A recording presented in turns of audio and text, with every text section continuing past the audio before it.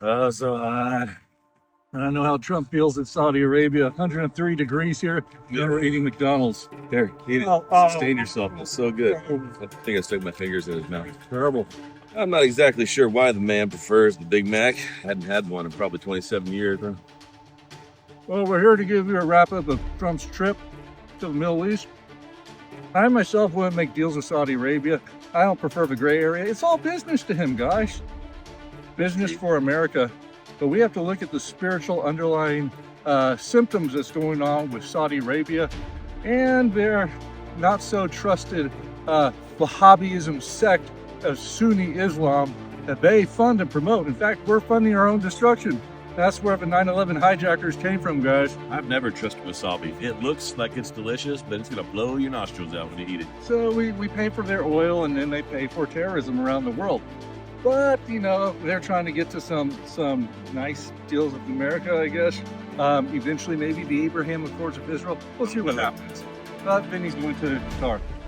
See, Qatar, everybody's like, oh man, I don't even want to think about that because there's no U after the Q. So how do I even say it? Is it Qatar? Is it Qatar? But those dudes, you got to watch out for them. They make a lot of oil, and they sell a lot of oil, and they make a lot of money. And you know where that money goes? Terrorism. I don't even have to be, flowery about it. Terrorism. They're bad. Don't trust them. I don't care if they gave a shiny jet to Trump. It's a trap. And they're supposed to be the negotiators between Israel and Hamas, yet they give Hamas weapons. Doesn't make any sense. I don't get it. Then there's Turkey with Erdogan, and he's a dangerous guy. Truly a harsh dictator. He's not moderate nor Turkey like everybody says.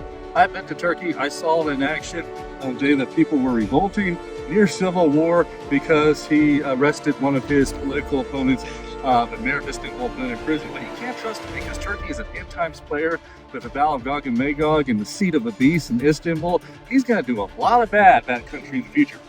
You ever listen to anything Gil has to say about it? It's bad news bears. We also heard a little country called Syria.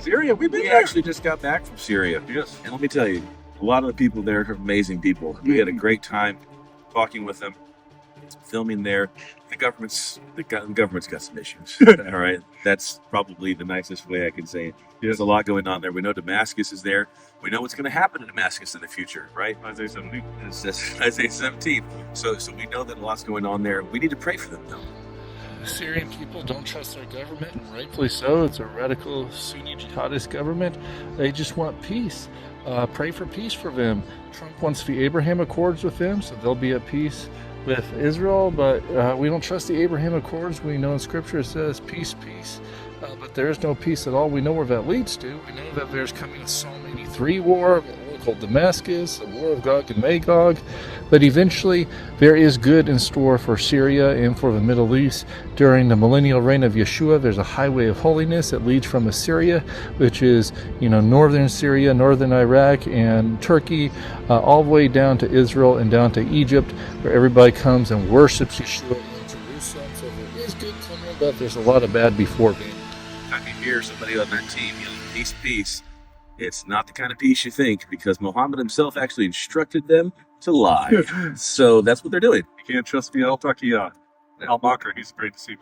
I'm also going to say, a lot of you concerned that 103 degrees plus this secret sauce equals complete destruction for my digestion.